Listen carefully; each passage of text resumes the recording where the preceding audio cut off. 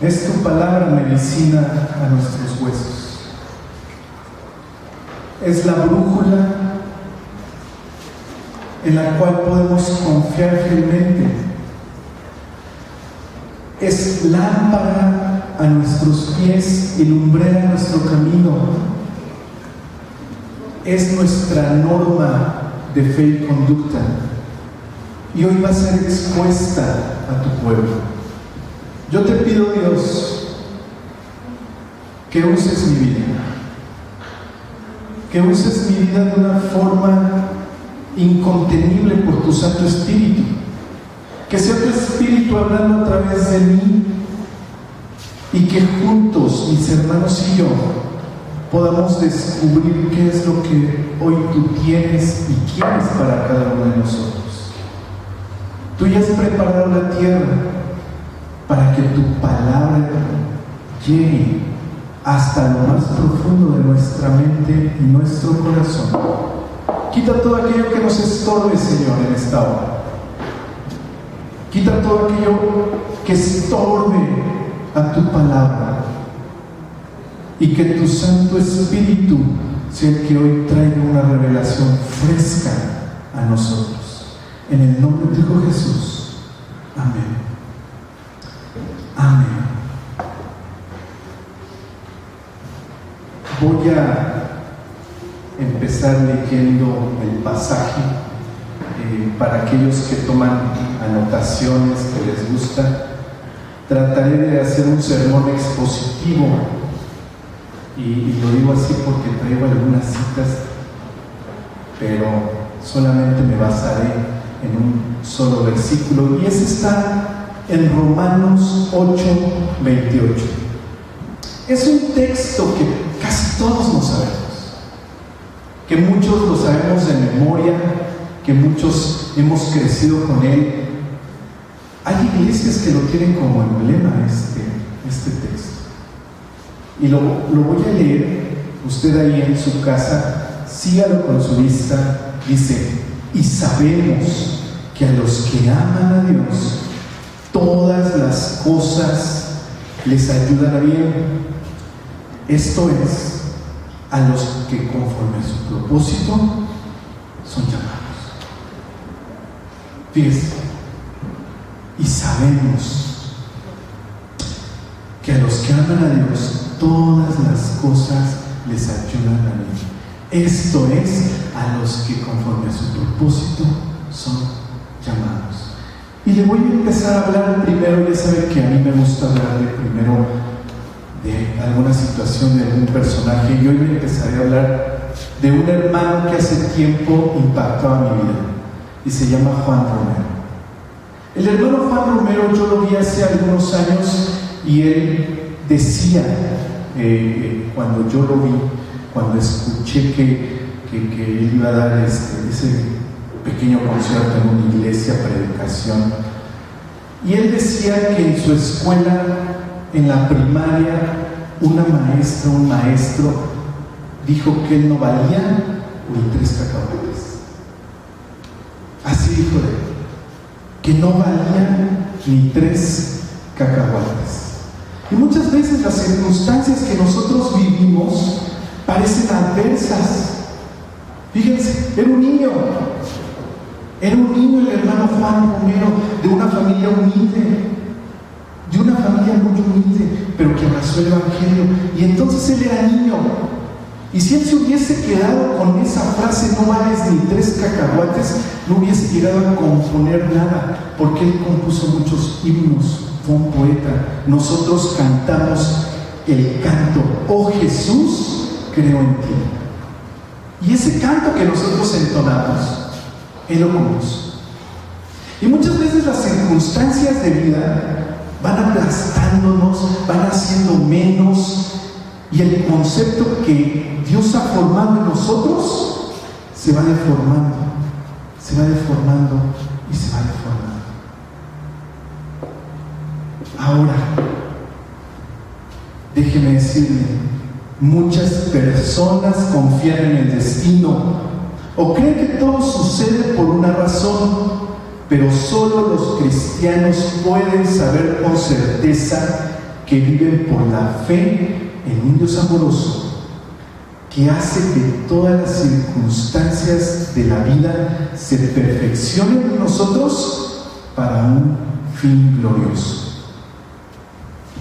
Eso es lo que yo trato de dar a entender con esta predicación, con este sermón, como usted lo quiera ver.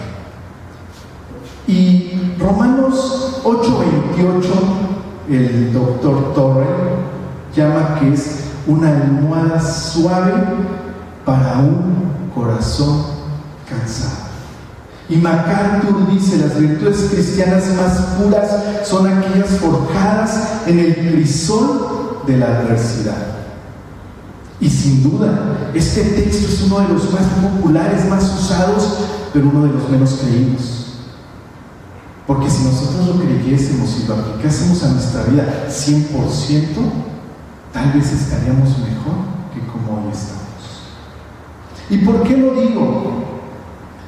Porque está lleno de verdades, está lleno de enseñanza, pero hay condicionantes para que sea aplicable a nuestras vidas. No es para cualquiera. Si usted leyó ahorita lo que dice Romanos 8:28, no es para cualquiera.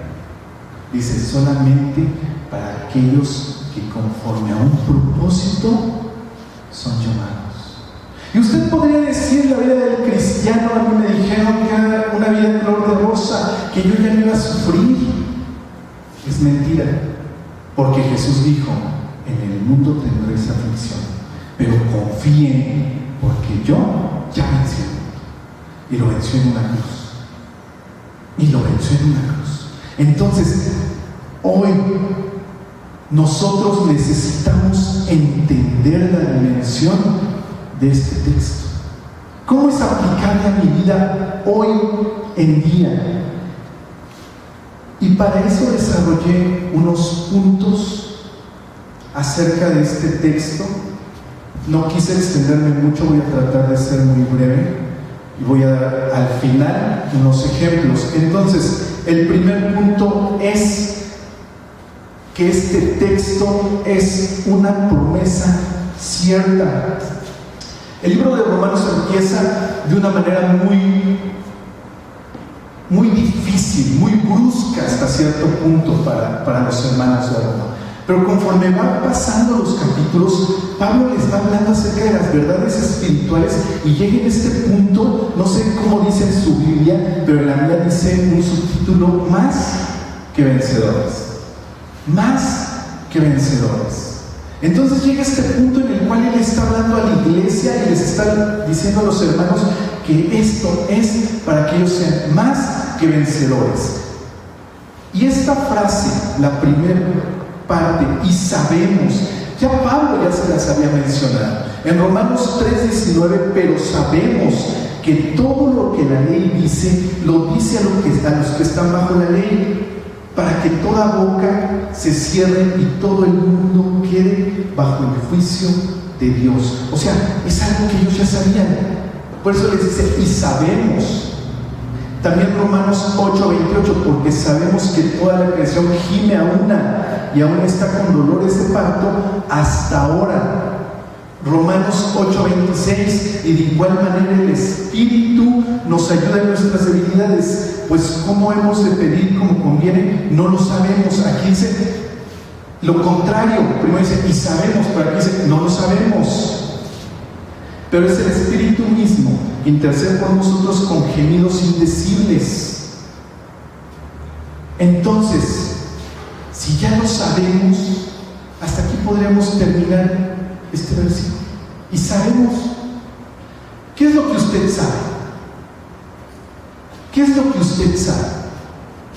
Yo, por ejemplo, yo sé que el amor de Dios es inagotable, que el amor de Dios es perfecto, que el amor de Dios no cambia. Esa es una verdad que yo sé. Y seguramente usted que está ahí en su casa viéndonos, usted sabe verdades espirituales. ¿Qué es lo que usted sabe acerca de Dios?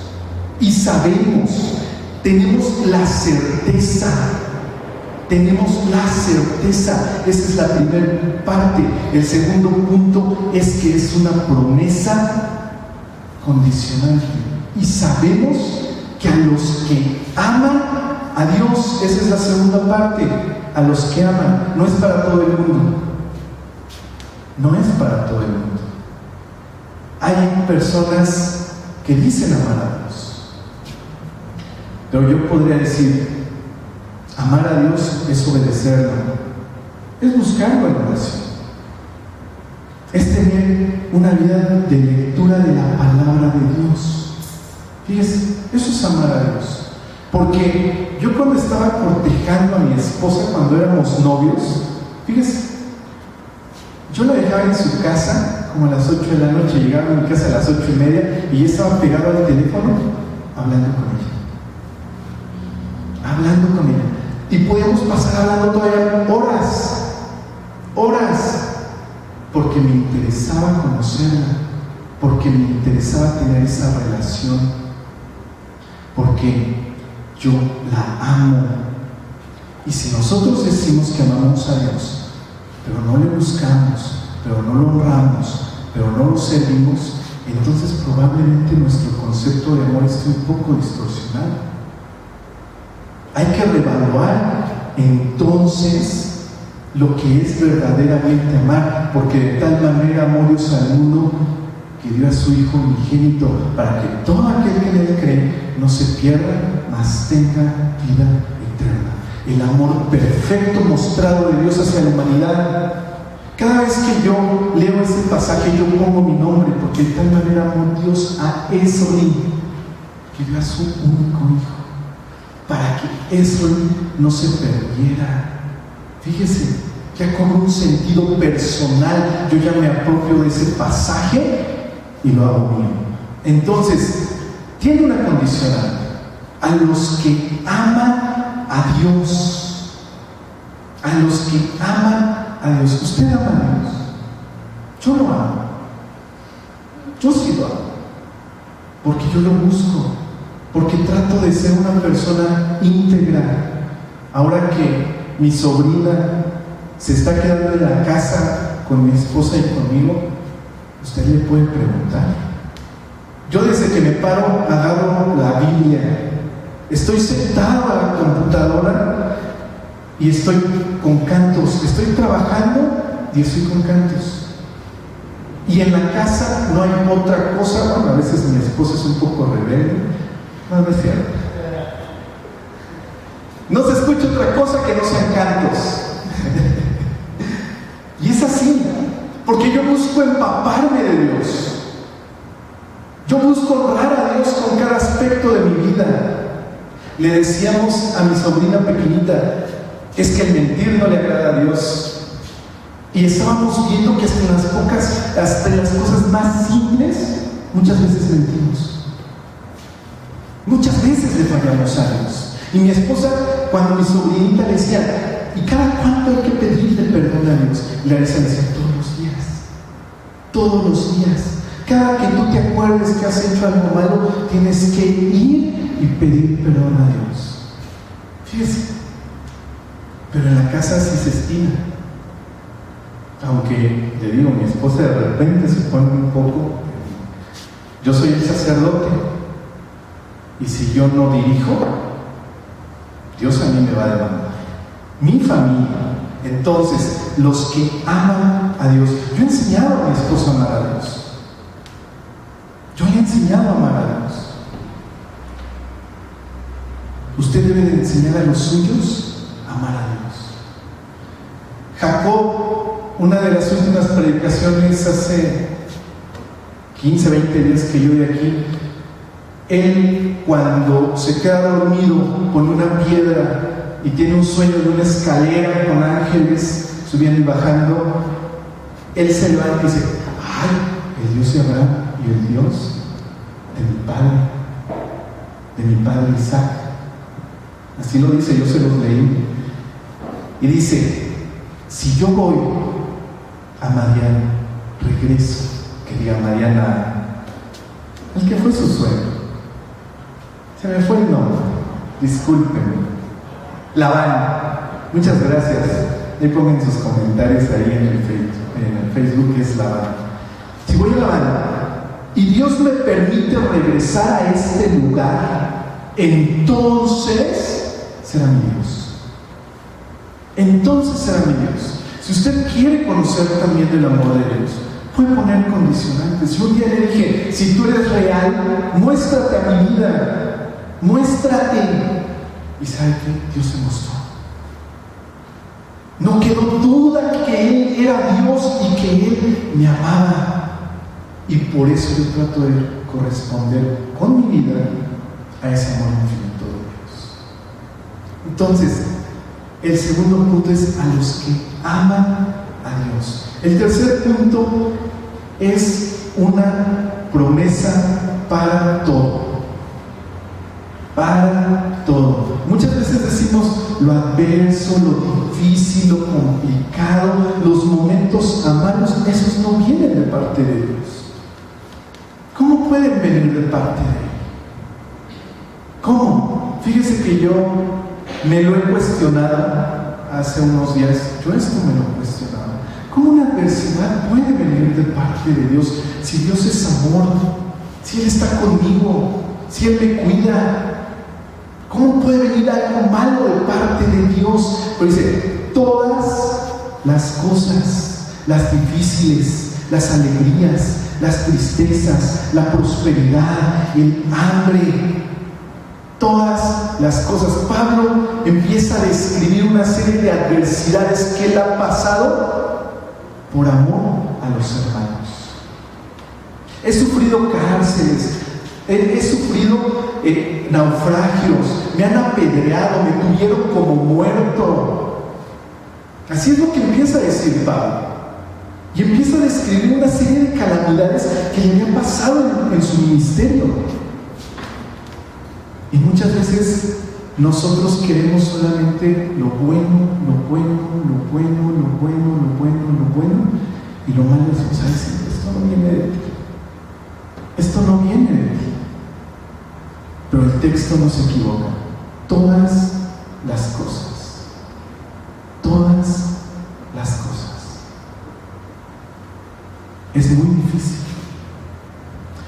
Romanos 8:32 dice: el que no escatimó a su propio Hijo, sino que lo entregó por todos nosotros, ¿cómo no nos dará también con Él todas las cosas?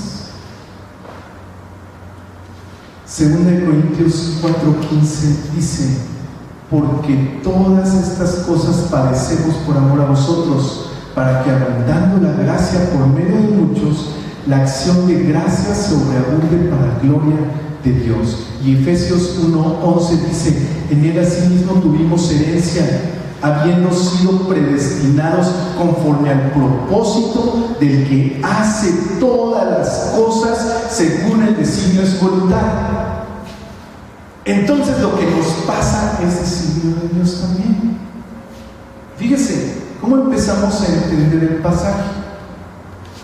Todo lo que nos pasa, nada es casualidad, nada es del destino, no es de que me echaron mal de ojo, me hicieron brujería, porque yo le puedo decir que yo no creo en eso, porque Dios es más grande que cualquier chamán. Todo lo que a mí me pasa, y me pongo yo en primera persona, todo lo que a mí me pasa es porque Dios así lo permite. El cuarto punto, una promesa muy bien definida, muy bien limitada, los llamados. El ser llamado por Dios es un proceso difícil.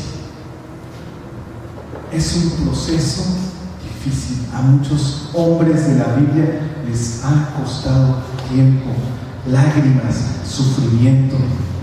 David, va Samuel a la casa de Isaí y lo unge como rey. Cualquiera podría imaginarse, pues ya podía correr a Saúl y tomar el reino, pero anduvo huyendo, anduvo con ladrones muchísimos años,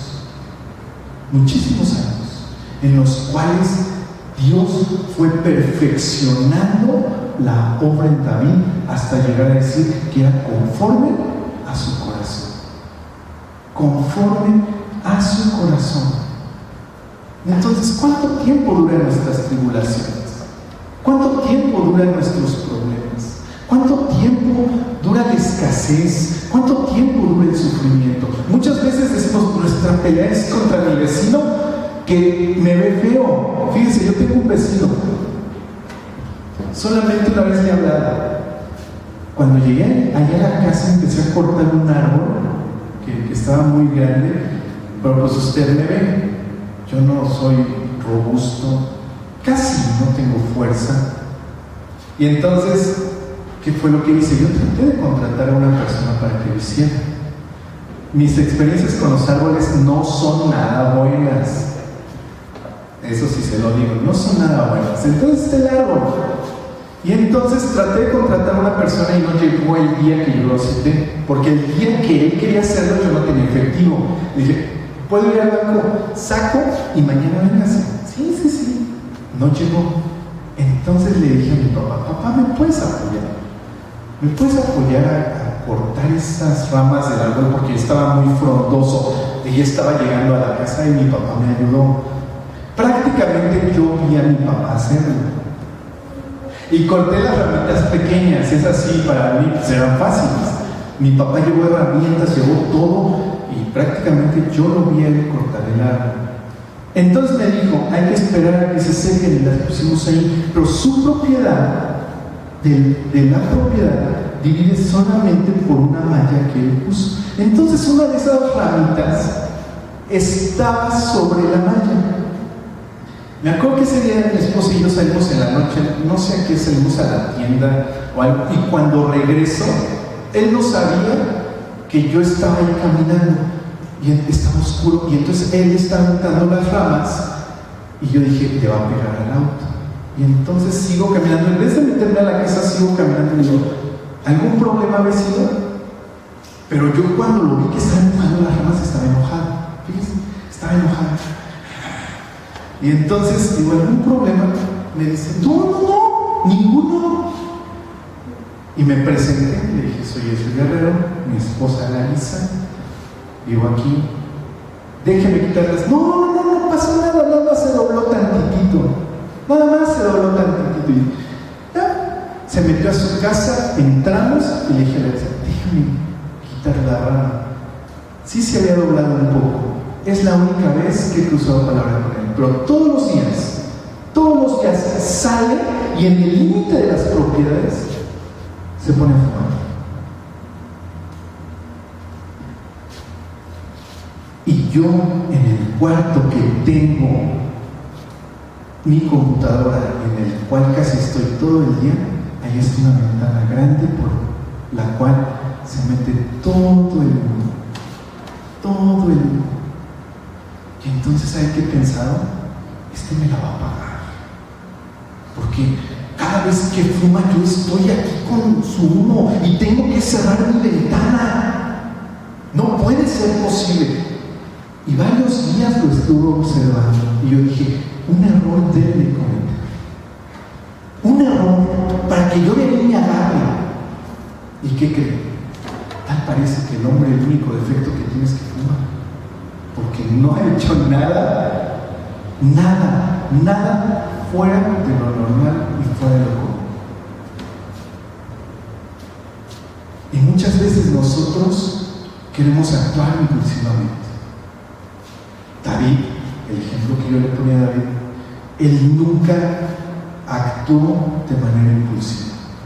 Él nunca tentó, como él decía, contra el ungido de Jehová. Aún ese vecino está ahí puesto por Dios. Yo hoy en la mañana que él estaba fumando, porque yo me desperté, me bajé a la computadora, mi esposa seguía dormida, no le digo hasta qué hora porque se puede asustar, pero yo estaba ahí en la computadora y él empezó a fumar y nuevamente cerré la ventana y yo dije, Señor, debe de haber un propósito para que él esté aquí. Debe de haber un propósito. Ya mi mentalidad empezó a cambiar. Tú lo has puesto ahí con un propósito, para perfeccionarme a mí, pero también de ser testimonio a mí. Y muchas veces creemos que nuestra lucha es contra carne y sangre. Es que él me ve mal, es que la hermanita ya me dijo, porque también aquí en iglesia se dan conflictos. Es que todo el mundo me malvive en la iglesia. Tal vez esa persona también Dios le está poniendo para hacer crecer el carácter de Cristo en cada uno de nosotros. Fíjese cómo cambia ahora. Todas las cosas, todas las circunstancias, todas las personas son para bien, pero para los que conforme a un propósito son llamados. Y hay un propósito bien definido para los hijos de Dios. Hay un propósito bien definido. Fíjese, 1 Corintios 2:9 dice: antes bien, como está escrito, cosa que ojo no vio, ni oído yo, ni ha subido en corazón de hombre, son las que Dios ha preparado para los que le aman. Los llamados. Solamente. 1 Corintios 8:3. Pero si alguno ama a Dios, es conocido por él. A mí me impresiona cómo Abraham tenía una relación cara a cara con Dios. Cara a cara con Dios. De tal modo que cuando estos dos varones se alejan, dice: encubriré a Abraham lo que yo voy a hacer. Y entonces empieza a dialogar con él. Dice: estos hombres van hacia la ciudad donde está tu sobrino, y voy a hacer esto y esto y esto. Fíjese, Santiago 1:12: bienaventurado el varón que soporta la tentación, porque cuando haya resistido la prueba, recibirá la corona de vida que Dios ha prometido a los que le aman. Entonces, Romanos 8:28 nos habla acerca de que nosotros tenemos un propósito al ser llamados, pero ese propósito no es terrenal, es eterno. Dios nos está perfeccionando para pasar una vida, una eternidad con Él. Estas pruebas, estas circunstancias, los dolores, las aflicciones, las enfermedades, las angustias, son para perfeccionarnos hasta llegar a la estatura del varón perfecto para reinar un día con Cristo. Solamente para eso. Aquel que piensa un fin cercano, un bien cercano, está errando el camino, porque nuestro fin es glorioso. Entonces, somos perfeccionados en Dios por medio de las pruebas. Fíjense. Pero si nosotros no entendemos por qué es la prueba, entonces esa prueba no cumple el cometido de nuestras vidas, porque no somos perfeccionados por ella.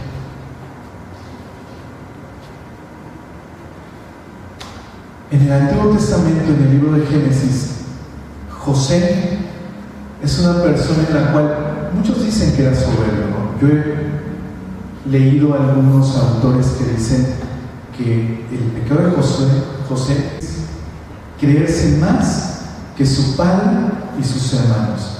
Pero yo no veo un solo versículo que hable más de José.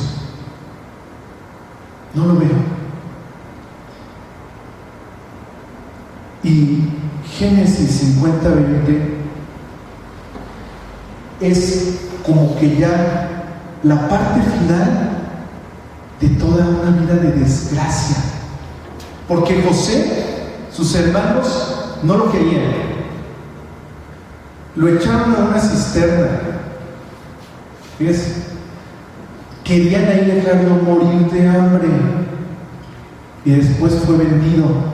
Llega como esclavo, cae en la cárcel y después interpreta el sueño del faraón y se encuentra posteriormente con sus hermanos. Génesis 50:20 dice: vosotros pensaste mal contra mí, mas Dios lo encaminó a bien, para hacer lo que vemos hoy, para mantener en vida a mucho pueblo. Lo que las demás personas traman, planean, maquinan mal en contra de nosotros, Dios lo cambia en bien. Ahí está José. Él no lo vio de inmediato. Él no lo vio luego. Muchos años tuvieron que pasar. Muchos años. Pero ¿sabe qué es lo impresionante de José? Que en su corazón nunca hubo rencor hacia sus hermanos. Él entendió que la prueba, la aflicción, la cárcel, la esposa de Potifar estaban ahí para un fin glorioso. Para un fin glorioso. Deuteronomio 8:14-16. Y se enorgullezca tu corazón y te olvides de Jehová tu Dios, que te sacó de la tierra de Egipto, de casa de servidumbre, que te hizo caminar por un desierto grande y espantoso, lleno de serpientes ardientes y de escorpiones y de sed, donde no había agua. Y Él te sacó agua de la roca del pedernal, que te sustentó con maná en el desierto, comida que tus padres no habían conocido, afligiéndote y probándote, para la postre hacerte bien, para después hacerte bien. Fíjense, yo nunca lo había entendido de esta manera.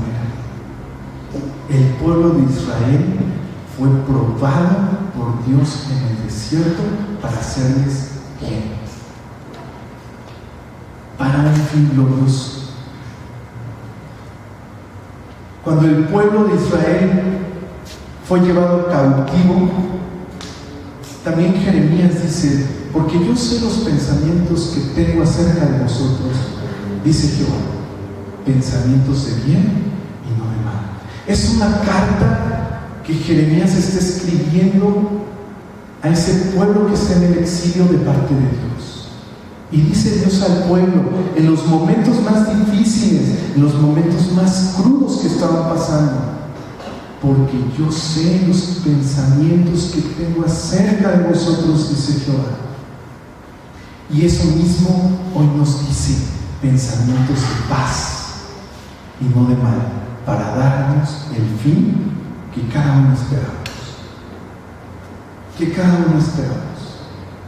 Y por si fuera poco, si usted dice: las calamidades me han venido, ya no encuentro paz, este encierro está sacando lo peor de mí, y he perdido mi trabajo posiblemente, estoy peleando mucho con mi esposa. Fíjese que en España un periódico sacó hace 2 semanas que el índice de divorcios se estaba acrecentando por el tiempo de encierro que pasaban las familias. Fíjense, yo sé que eso no pasa en las familias cristianas, o no debería de pasar, pero hay algo que yo quiero decirle. Otro ejemplo: a mí el encierro me mata, y aquí está mi esposa de testigo. Hay días en los cuales parezco león enjaulado de un lado a otro y no sé qué hacer, y me paro y me acuesto y hago, y yo ya quiero salir a la calle y hacer mi vida normal. Yo le decía a la Isa: yo ya quiero regresar a la oficina, necesito estar en la oficina. Lamentablemente mi jefe, yo creo que nos va a dar otro mes, no lo sé, y eso ha ocasionado que también yo tenga discusiones con mi esposa. Pero aún en todo eso nosotros somos probados. Y déjenme hablarle de un hombre, Job. Dice la palabra de Dios que en un día él perdió todo lo que tenía. En un solo día. En uno, camellos, ganados, a sus hijos, criados. En un solo día. Y todo fue con un fin glorioso. todo fue con un fin glorioso. Podríamos decir, pues Job fue el hombre más salado de esta tierra. Yo podría decir, es un privilegio pasar las pruebas que Dios nos da. Porque en el valle de sombra de muerte es Dios el que camina contigo. Porque en los momentos difíciles es Dios el que camina contigo. Porque en los momentos oscuros es Dios el que nos toma de la mano y el que nos dice, camina por aquí. Porque en los momentos adversos es su palabra la que nos sostiene. Y yo puedo concluir solamente con una frase el día de hoy. Dios es amor. Porque yo lo he visto, porque lo he experimentado y porque su amor nunca me dejará y porque su amor alcanza para mí y alcanza para todos. Fíjese, Dios es amor. Y eso me lo repito en cada circunstancia difícil. Cuando yo era niño, me pusieron brackets. Y los brackets dolían mucho. Pero al final fue que mis dientes estuviesen parejos. Los árboles, cuando se empiezan a enchuecar, se les pone un tronquito, un palo, para que empiecen a crecer derechos. Y todas las adversidades, yo entiendo que son ese palo que pone Dios a nuestra vida para que nosotros sigamos creciendo derechos.